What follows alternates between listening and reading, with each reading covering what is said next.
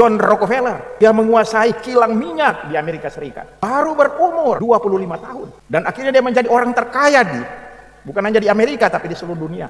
Pada umur 50 tahun. Tetapi pada umur 53 tahun, dia jatuh sakit. Sakit. Banyak duit. Tetapi dokter hanya mengizinkan dia minum sup dan biskuit. Banyak duit. Tapi coba sup dan biskuit. Akhirnya dia menyadari Tuhan adalah segala-galanya. Dia bertobat. Miliknya dia berani juga serahkan untuk kebaikan orang lain, untuk penelitian, penisilin, TBC dan malaria. Dan akhirnya karena dia berbuat baik, mukanya gembira. Memang orang yang berbuat baik mukanya gembira. Tetapi orang yang pokoknya rakus, orang yang kikir, orang yang cuma ingat diri, pada umumnya murung, muram, padahal banyak duit.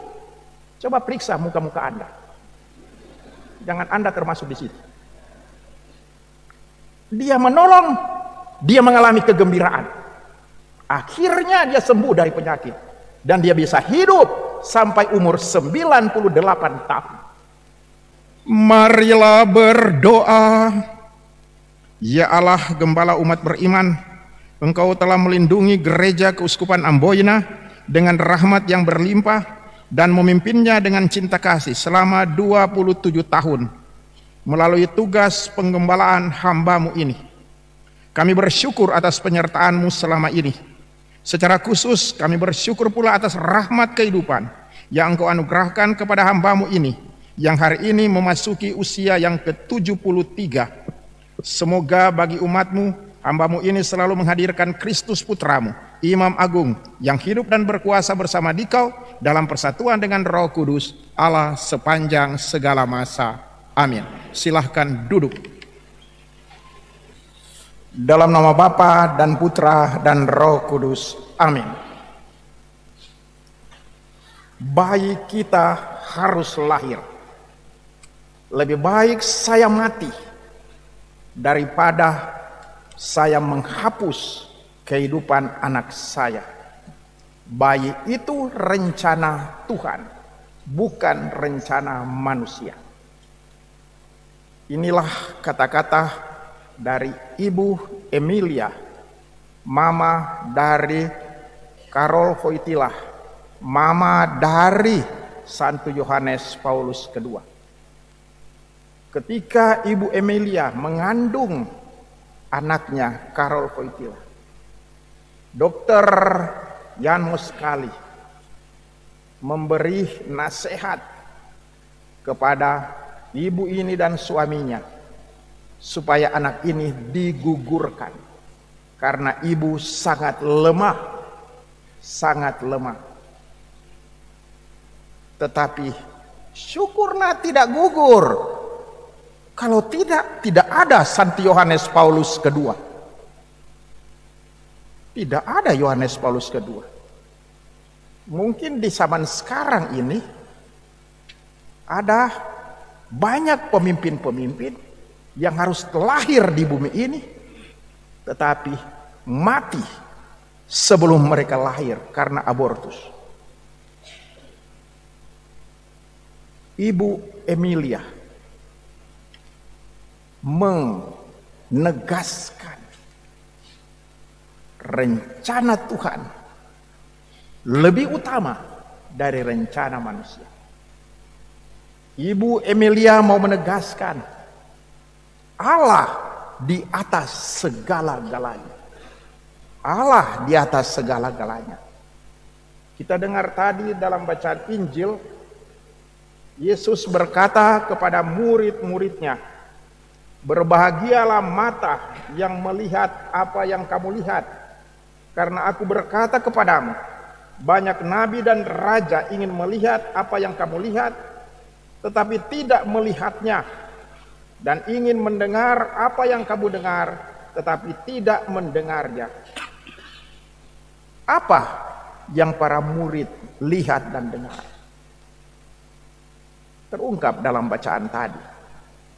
Semua telah diberikan, telah diserahkan kepada Yesus oleh Allah Bapa. Semua telah diserahkan oleh Allah Bapa kepada Yesus.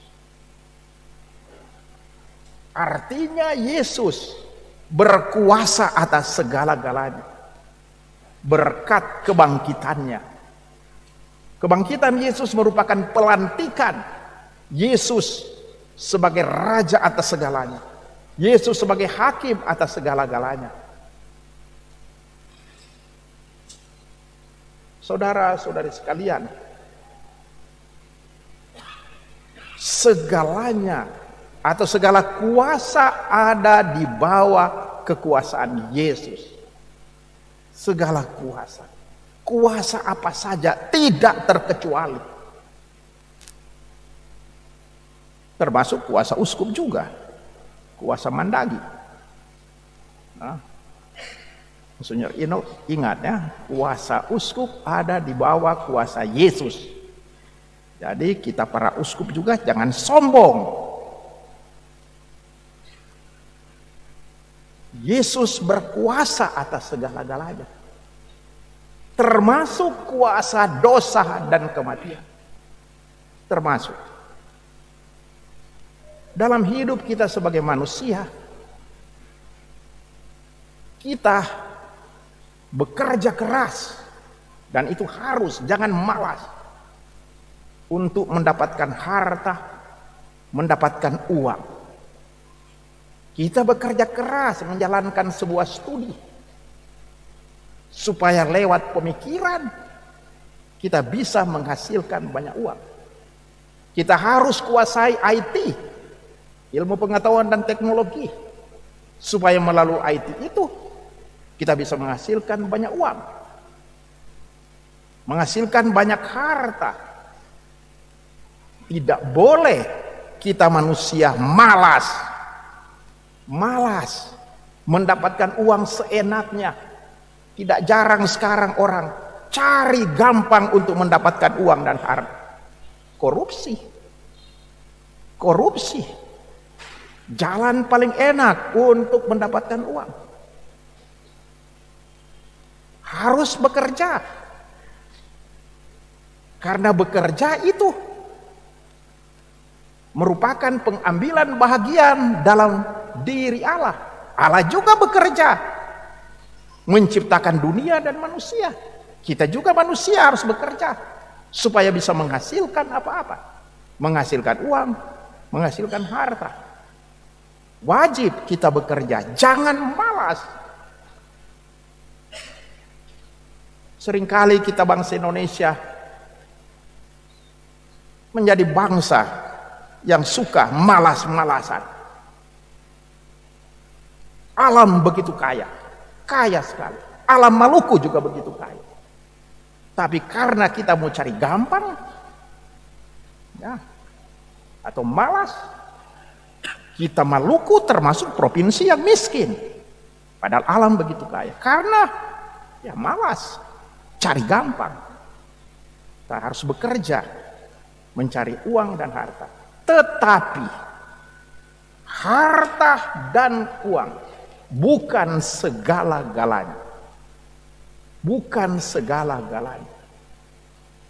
Karena tidak jarang orang melihat harta dan uang seperti segalanya, sehingga bekerja siang dan malam menjadi workaholic. Akhirnya apa? Sakit. Akhirnya apa? Karena sibuk bekerja, keluarga ditinggalkan, keluarga hancur berantakan. Jadi uang dan harta tidak jarang akhirnya menghancurkan manusia. Ini disadari oleh dua orang yang kaya sekali di dunia ini. Seperti saya baca, seperti Anda baca, Steve Jobs, pendiri Apple, kaya sekali. Tetapi dia jatuh sakit. Dan ketika tergeletak di rumah sakit, Akhirnya dia melihat kekayaan menjadi sebuah monster baginya. Dia kembali kepada Tuhan. Tuhan adalah segalanya. Dan Tuhan mengajarkan cinta. Akhirnya bagi dia, cinta adalah segala-galanya, bukan uang dan harta.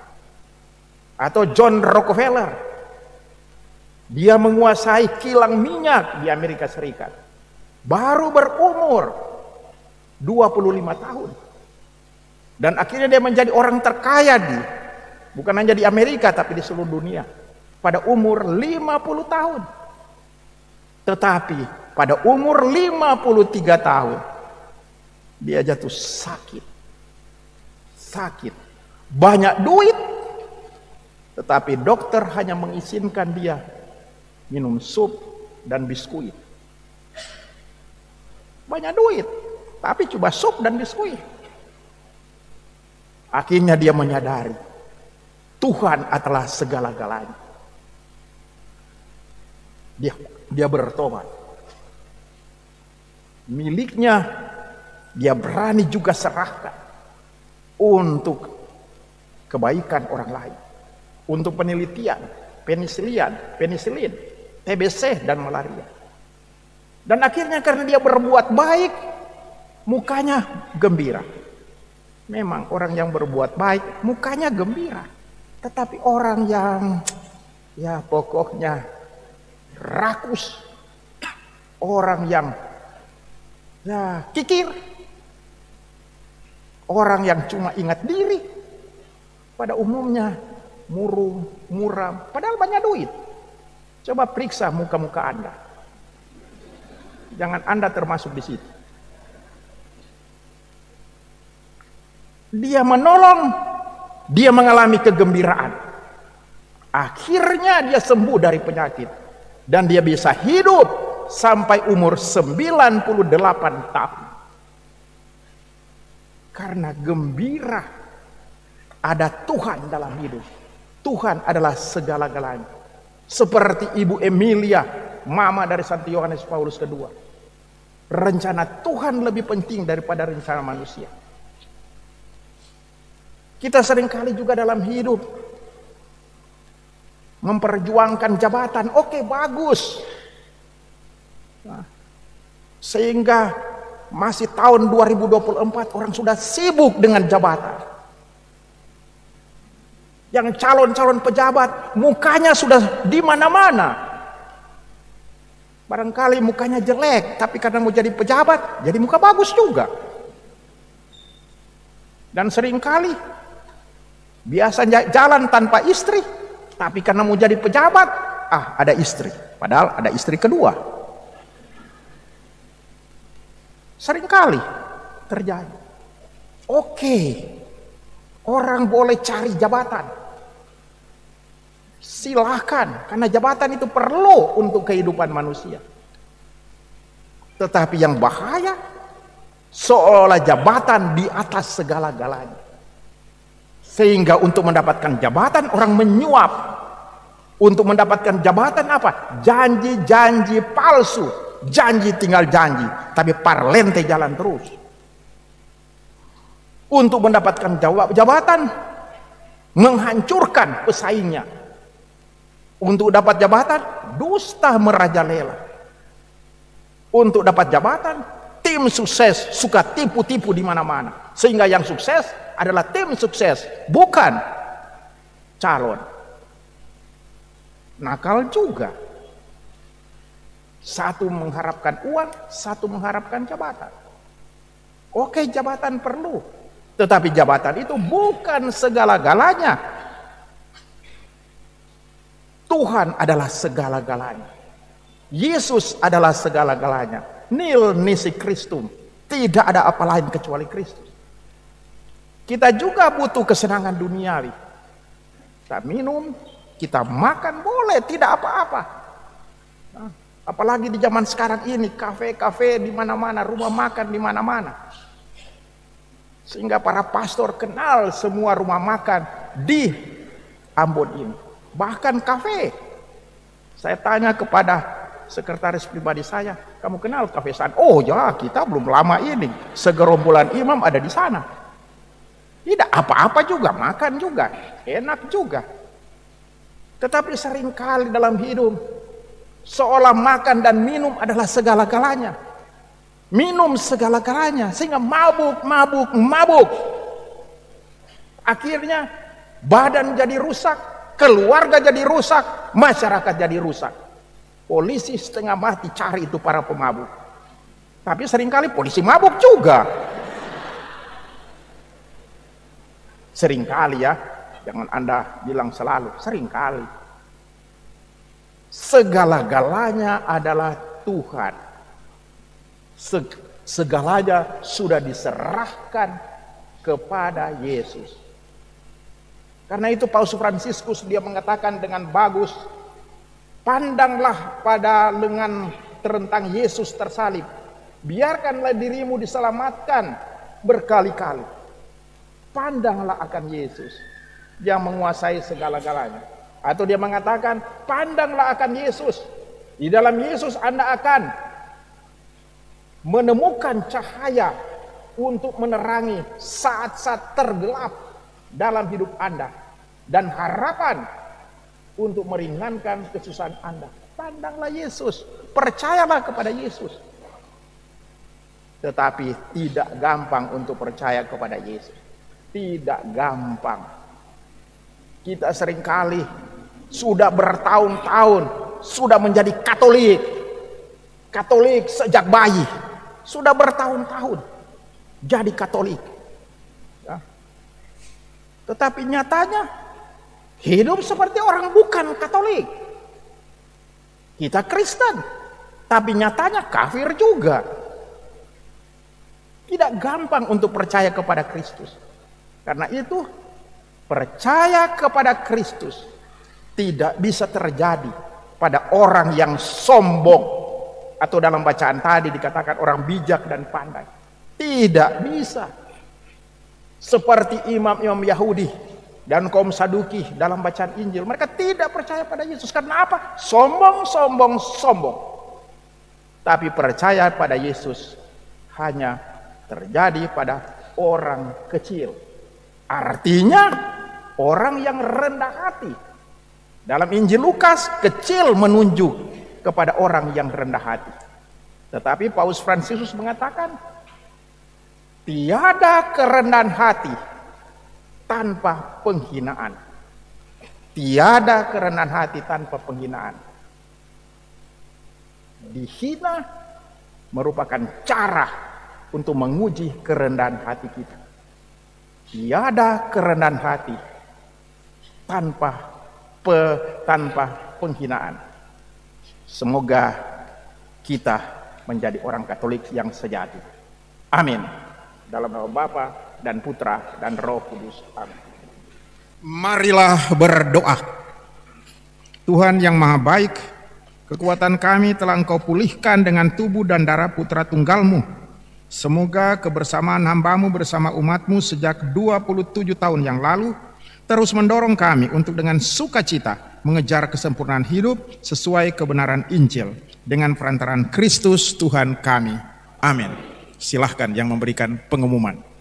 Sebelum saya memberikan berkat, tentu selayaknya dan sepantasnya saya ucapkan terima kasih kepada kita sekalian yang sudah mendoakan hamba yang hina dina ini, yang sudah tua, kaki sudah miring, sudah berumur 73 tahun. Ya, terima kasih atas Anda yang berdoa untuk saya. Doakan terus saya supaya saya bisa melayani umat Allah di Keuskupan Agung Merauke. Karena kalau tanpa doa-doa Anda, jangan-jangan baru 1 tahun saya sudah mati. Lantas tinggal bawa jenazah di Keuskupan Amboina. Dan yang pikul jenazah saya yakni Pastor Thomas, Pastor Agus, dan Pastor Simon Rahan Mitu. Karena saya merayakan misa pertama di Tanimpulo Tanimbar K. Jadi sepantasnya dia pikul jenazah saya. Asal. Karena itu doakan supaya jangan cepat mati. Ya, kalau mati ya mati pelan-pelan, jangan terlalu cepat.